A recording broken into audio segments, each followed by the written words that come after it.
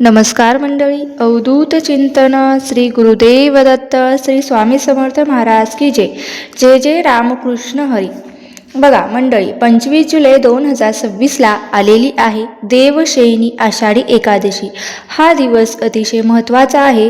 याच दिवशी औचित्य साधून आपल्याला आपल्या घरात एका प्रभावी ग्रंथाचं पारायण करायचं आहे. कुठला हा ग्रंथ, त्या संदर्भातली माहिती आपण आजच्या व्हिडिओमध्ये जाणून घेणार आहोत. त्यामुळे तुम्हाला काय करायचं आहे तर व्हिडिओ स्किप न करता शेवटपर्यंत मनापासून पाहायचा आहे. बघा, देवशयनी आषाढी एकादशी खरं तर असं म्हटलं जातं की ही फक्त धरली 2 एकादशी म्हणजे आषाढी एकादशी आणि कार्तिक एकादशी, या 2 एकादशी जरी धरलं तरी सुद्धा आपल्याला संपूर्ण एकादशी केल्याचं फळ हे मिळत असतं. एकादशीपासून चातुर्मासाला सुरुवात होते आणि खऱ्या अर्थाने तेव्हा भगवान श्रीहरी विष्णू हे निद्रा अवस्थेत जातात आणि संपूर्ण 4 महिना ते संपूर्ण सृष्टीचा कारभार हे भगवान शिवशंकर सांभाळत असतात. आता आपण पाहणार आहोत की बघा, आषाढी एकादशीच्या दिवशी असं काय करायचं की जेणेकरून आपल्याला आपल्या पितरांच्या मुक्ती आणि तृप्तीसाठी सेवा करू शकतो.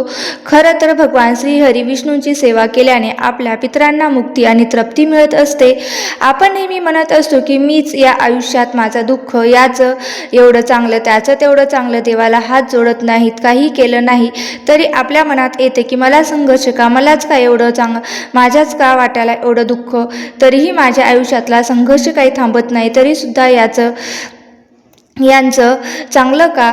तर याच ग्रंथामध्ये सांगितलं आहे की आपण जेव्हा जन्माला येतो ना, तेव्हा आपलं ऋण फेडण्यासाठी प्रत्येकाचा हा जन्म झालेला आहे. एखादा जण एखाद्याचे पैसे घेऊन जो परत देत नाही किंवा किंबहुना पैसे बुडवले आपले आहेत, तर मग मागच्या जन्मात त्याचं काही ना काही देणं हे आपण लागतो. एखाद्या आपल्याला हर्ट करत असतो, आपल्याला दुखवत असतो, तर तो दुखवतो, तोच व्यक्ती का दुखवतो, तर तो हे एकमेकांचं देणं घेणं आहे जे आपण या जन्मात परत करत असतो.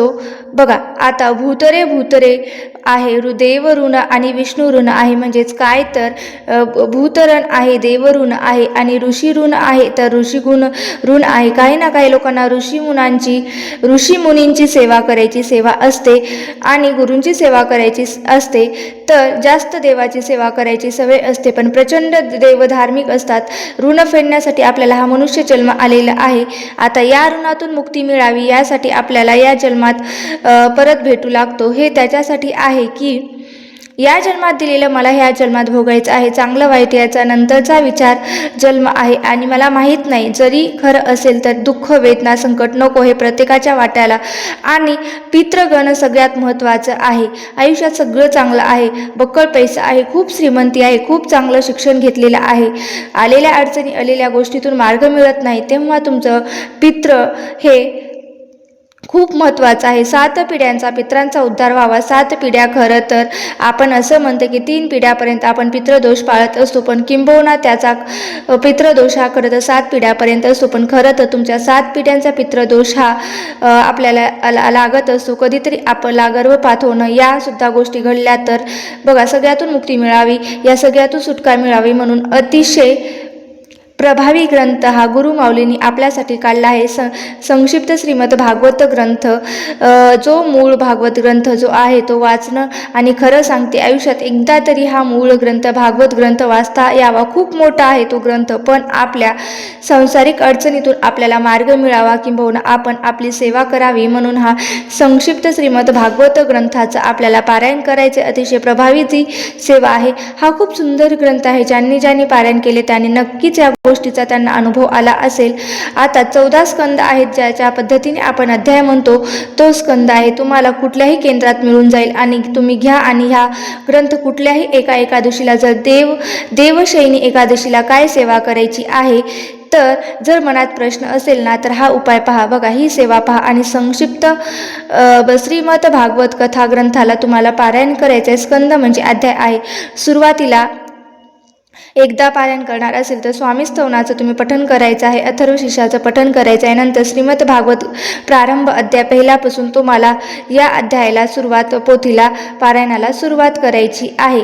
सुरुवात फक्त समजा आता एक पेज आहे, 2 3 4 असे इथे 14 स्कंद आहे. तुम्हाला वाचायला गेलं तर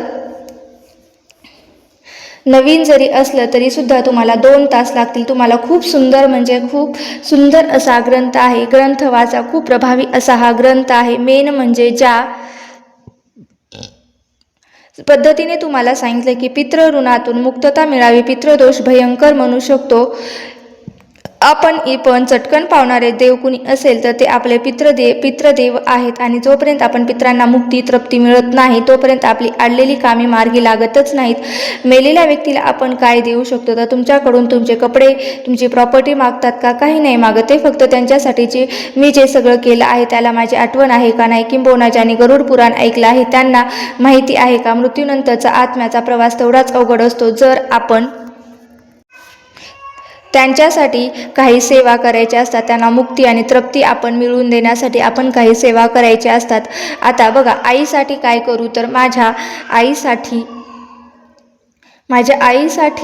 आणि भावासाठी काय करू हे नेहमी असतं. पण माझा भाऊ नाही करणार, माझी आई नाही करणार, मी का करू? तसं नाही करणार. त्याच्यासाठी तो जगात नाही ना, पण आपण त्याच्यासाठी त्याच्या आत्म्यास प्रवास तेवढा सुखकर व्हावा म्हणून आपण दीपदान करत असतो, अन्नदान करत असतो, बऱ्याच काही गोष्टी दान करत असतो. ज्याच्यामध्ये संक्षिप्त श्रीमद भागवत ग्रंथ अतिशय महत्त्वाचा आहे आणि सुंदर आहे. याचं पारायण एक दिवशी पारायण करायचं आहे. आणि या दिवशी हे पारायण हे एकादशी म्हटल्यावर उपवास तर येतच असतो आणि उपवासाच्या दिवशी तुम्ही हे पारायण करायचं असेल. समजा जर तुम्हाला मासिक धर्मसुद्धा विटाळ वगैरे असेल तर तुम्हाला ही सेवा करता येणार नाही. त्यामुळे तुम्हाला फक्त हे तुम्ही मोबाईलवर राहून श्रवण करू शकता. बाकीचं काय आहे नियम अटी, बाकीची कुठलीही नियम अटी वगैरे काहीही नाही आहे. आणि अशा प्रकारे उपवास असल्यामुळे सर्वच ब्रह्मचर्याचं पालन करणार आहेत. एकाच बैठकीत वाचा, काही होत नाही. लहान बाळ आहे ग, मग आमच्या घरात एवढा वेळ बसून शक्य होत नाही. पण तुम्हाला असं वाटत असेल की आषाढी एकादशी असल्यामुळे तुम्हाला एकाच बैठकीतून बसून पारायण करायचं आहे तर ते अतिउत्तमच आहे. पण ज्यांना काही शक्य होत नाही, त्यांनी लहान बाळ आहे तर त्यांनी उठलं तरी चालतं, काही हरकत नाही. अशा वेळेस तुम्ही काय करू शकता तर 7 अध्याय तुम्ही आधी वाचू शकता, 7 अध्याय नंतर वाचू शकता आणि नंतर 7 अध्याय वाचू शकता. एकाच बैठकीत पारायण करावं. पण खरं जेणेकरून आता बघा, माझं काही कारण आहे, मग कुणाचा मोठा मुलगा असतो, कुणाचे छोटी मुलगा असतो, तो झोपलेला असतो, एकदमच तो अचानक झोपीतून उठतो, मग त्याला घ्यावं लागतं.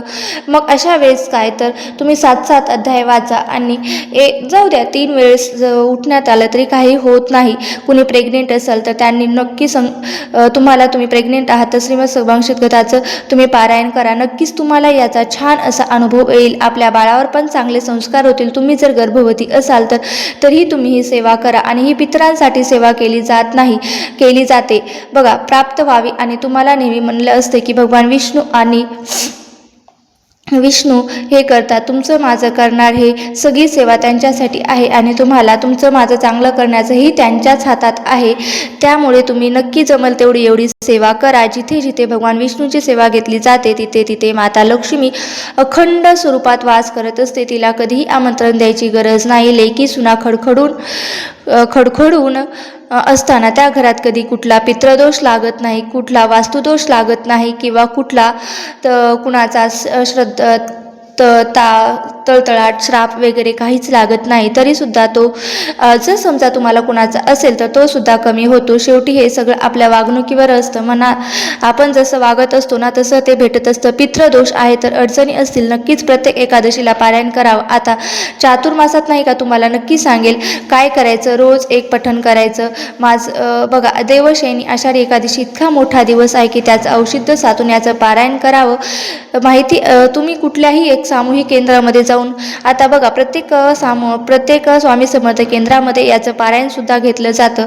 जर तुम्हाला शक्य असेल तर तुम्ही कुठल्याही सामूहिक केंद्रात जाऊन तुम्ही तिथे सुद्धा जाऊन हजेरी लावून तिथे सुद्धा जाऊन तुम्ही पारायण करू शकता. काही हरकत नाही. उलट त्या सेवेचं तुम्हाला पुण्यफळ हे जास्त मिळणार आहे. शक्य होत असेल तर तुम्ही स्वामी समर्थ केंद्रामध्ये जाऊन सामूहिक पारायण करा. जर तुम्हाला शक्य होत नाही तर तुम्ही घरच्या घरी सुद्धा सेवा करू शकता. आवर्जून ही सेवा सेवा करा. एकदा तरी ज्यांना वाचता येतं बसता येतं त्यांनी नक्की करून पहा आणि त्यांना काय अनुभव आला त्यांनी नक्की सांगा. फक्त वाचन करताना चुकीचा शब्द उच्चारायचा नाही, स्पष्ट उच्चार करायचा आणि चुकत असेल तर थोडं स्लो हळू स्पीडने घ्यायचं, पण शब्द चुकवायचे नाही. अशा प्रकारे आपल्याला या श्रीमद संक्षिप्त भागवत कथेचं एक पाठ करायचा आहे.